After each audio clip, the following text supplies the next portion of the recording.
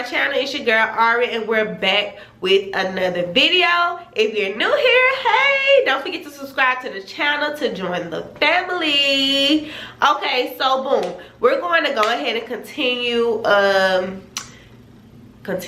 the completion. So this video, as you can see from the title, is going to be about me and my dad's relationship and how I healed and how we are today. As I told y'all before, if y'all haven't already, please go back and watch my trauma series. It's a playlist. It's like 23 videos. Go back and watch that so y'all will know these stories in details. So with my dad lied to me. He used to leave me at the door telling me that he was coming down here, and he wasn't. He didn't claim me in front of women. He tried to make it seem like he didn't have any children, and at that time he only had one that the whole family knew of. So see, I don't know, my mom be saying a little slick shit like my daddy probably got more than one kid, but I was his only child, and he basically one day he was on the phone with a female, and she asked who he was talking to, and he called me his cousin. When I was about 6 or 7, he moved to another city, and so that's when the whole leaving me at the door stuff was happening. Like, he used to tell me he's gonna come down every other weekend, but he'll lie to me, have me pack all my shit, literally be waiting for him at the door, and he'll never show up. He also cheated on my mom, and I told my mom without knowing that I was telling her that he was cheating, and he also whooped me for that, for telling the truth, and my mama allowed it. So it's a lot of trauma, right? So and even more so going on with the trauma as I got older. See, when I was young, I used to call him all the time. That's when, like I said, he started leaving me at the door, telling me he was coming down here, and he wasn't. So after he did that so much, naturally, I just started bagging off with our relationship. Like, I feel like I was the one that was trying to keep our relationship strong, because I genuinely wanted a relationship with my dad, and I really loved him. But I feel like he disappointed me so much that I just pulled myself away. I wasn't gonna keep putting myself out there to keep getting hurt by him. So like junior high school, I did start pulling away. Now so the only time I really called him was when I needed something. But keep in mind, he never called me. Prior to we got to the point where I only called him when I wanted something, I used to call him every day. He never called me. You feel what I'm saying? So so yeah, and that's the reason why I backed off, was because he always used to disappoint me every time. So fast forward junior high school, I started only calling him when I needed something. But it wasn't really like that. So like, say for instance, we had a field trip, and my mom money tied up with bills and stuff like that. So she'd be like, ask your daddy. So how it used to happen was, that's how I got to, like, the only time I called him was when I needed something, because my mom used to tell me to ask my dad for whatever it is that I was asking her for. You feel what I'm saying? He started to feel like that I was calling him when I wanted something, and he used to tell people that, and used to have people looking at me like a bad person, which was manipulation and narcissistic. But really what it was that when I was calling you just to check on you, just to see how you was doing, you didn't answer the phone, you lied to me, you manipulated me, you disappointed me. It was like that. But then once I only started calling you when I needed something, now it's a problem. It's like, it's not a win-win situation. Like, either my feelings gonna be on the line, or your feelings gonna be hurt because you have to be a parent. I don't understand it, and I didn't get it. So he used to tell people that, and it really hurted my feelings. But we never really had a relationship, like, and still don't. But we never really had a relationship during that time. He stayed in a whole other city he lived. He had a whole other life. He didn't check on me. He didn't call me. He didn't see how I was doing. None of that. It was like I didn't even have a dad. I remember one time, it went a whole year without me talking to him at all, because I wanted to see if he was gonna call me. So I literally waited a whole year, and he never called me. Then it got to the point where my dad stopped telling me happy birthday, and I know he forgot my birthday. Even this year he forgot my birthday, and let me tell you how I knew that he forgot my birthday. My birthday is the day after the 4th of July, so my birthday is July 5th. How can you text me and tell me happy 4th of July and don't text me the next day to tell me happy birthday? My daddy probably don't even know how old I am, and that's just the truth. That's just the truth of the matter. And so the relationship is pretty much non-existent. So then let's back up though. So I graduated, all of that. Me and my dad relationship is still, you know. And then he used to sneak and come down here and not tell me too, which, you know, that's what my mom told me. He used to sneak down here and not tell me, like he didn't want to see me or whatever. And that was also hurtful. So I'm really like, shit, why the fuck would I go out my way and extend myself to have a relationship with you when you the parent? You supposed to be trying to build a relationship with me. You feel what I'm saying? And then, so when I was a sophomore, my mom had a child and my dad had a child the same year. You feel what I'm saying? And so I didn't find out that my dad had a son until after he was here. I did not know the whole time that the woman was pregnant or none of that. I didn't find out until after he was born.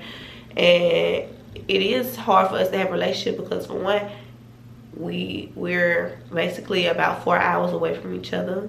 I don't have a relationship with my dad, so I don't just call my dad to see how he doing. And I do go down there occasionally, but that's probably like once a year, if that. You feel what I'm saying? So that's not enough to build a relationship with my brother.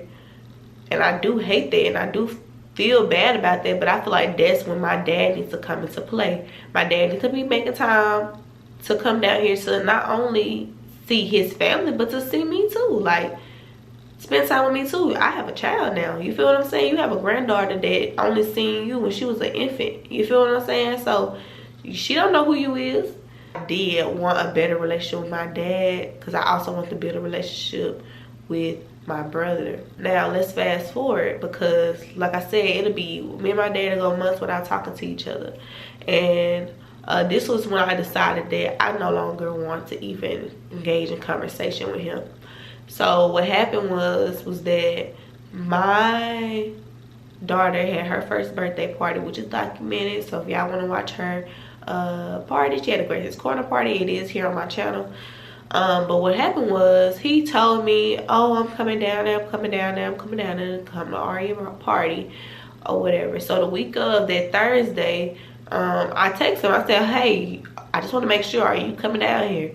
He was like, yes. So what my mom did was, because we all had shirts for Aria party, so what my mom did was make him a shirt, because he said that he was coming, and she didn't want my dad and my grandma to feel left out, so she just made them shirts. You feel what I'm saying? And so that Friday, my grandma called me and told me that my dad's not coming down here because he have a headache. And the reason why I can't even respect that is because you was not man enough to tell me that you wasn't coming down here, because yet again, you knew it was going to be another disappointment.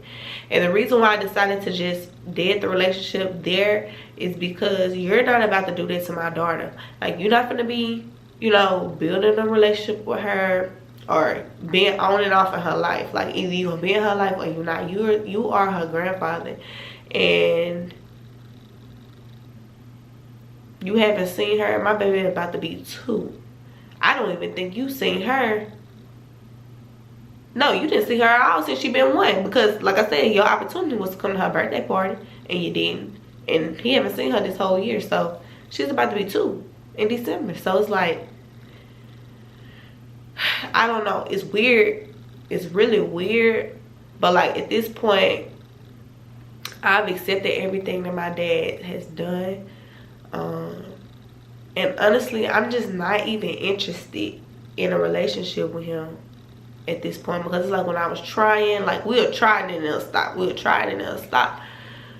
It'll be like some effort put there. Like, my dad, the only time he really texts me is when a holiday, and I'm the type of person, I can't fake the funk. To me, that's just like, you just tell me happy holidays and that's it. And it's just like, I'd rather you just not text me at all, because you're not checking on me. You don't know how I'm doing. You don't know if I'm on the street somewhere. You don't know nothing about nothing that I got going on. And you my parent. My dad probably don't even know none of this stuff that I've told y'all that I've been through in my trauma series. He don't know none of this shit about me. My dad can't even tell y'all my favorite color. Like I said, my dad probably can't even tell y'all my age. My dad don't even know where I stay. My daddy can't even tell you nothing about me, literally. You know how some people have close relationships with their dad, and they can call their dad when they need something. Their dad drop everything and come. I don't have that. I don't have that with nobody. Like, it sucks for me because I don't have the luxury of having nobody to lean on when I need things. Like, I don't have that luxury. And if you do have that luxury, tell your parents thank you, because they could easily choose not to be in your life. You feel what I'm saying? And so, if you do have problems or issues with your dad, what I did, I had to do this for myself. I forgave him. I said, okay, that's how you choose to have a relationship with me. I choose to not be a part of that. I don't want no in and out relationship with you.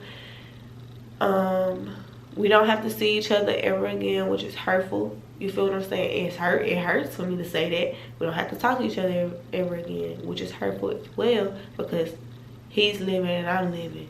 You feel what I'm saying? And it don't have to be like that. But I'm not about to keep extending myself out to someone that's my parent. You feel what I'm saying? And it's not even a pride issue, because I've did it multiple times. It's just, you're not going to keep hurting me.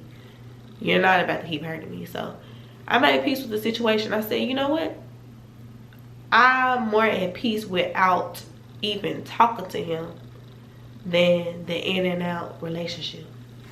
I'm good on it. Now, if he do come to me and he realize, because my dad is not young, he's not a spring chicken, okay? So I don't know what age it's gonna be for him to realize and have a mature conversation with me, because let me just say, I tried to have a mature conversation with him. I think I was a senior in high school. I was like, Dad, this is what I don't like, and this how I want, like, these are the things that hurt me, and this how my daddy, he got so mad at me in that conversation, I shut down. Because to me, I've always been emotionally conscious, so I can explain my feelings really, really well. But when you're talking to somebody that don't want to take accountability and wants to act like the victim, then and yell and cuss and all of that, when you start telling them things that they've done to hurt you, it's no point, because they're not even ready to accept the hurt. You feel what I'm saying? They're not willing to accept the hurt and hear you out. So, and that was just something I had just thought about that had happened. So I've tried, and I'm all tried out. Like I was saying though, if he want to build a relationship with me and he's going to be mature about it, we can sit down and have a conversation, he's consistent, then I will give him that opportunity to do that. Because like I said, we're both living, but I'm not about to overextend myself. I'm not even about to extend myself. I'm not about to do none of that, because I've been there, done that, and I feel like, you know that you got a daughter in this world. You know that you have a granddaughter in this world. Call and check on us.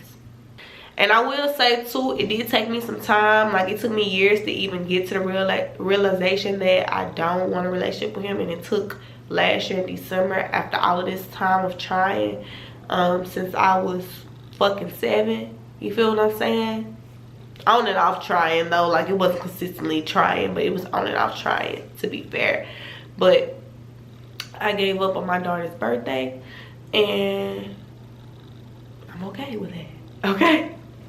Yeah, that sums up the video. Thank you guys for watching. Don't forget to like, comment, share, and subscribe. Click on that playlist and get familiar with these stories, because I'm starting from the bottom and working my way up, so y'all will know how I've healed from these things. Peace and love. I gotta give me something to eat, child.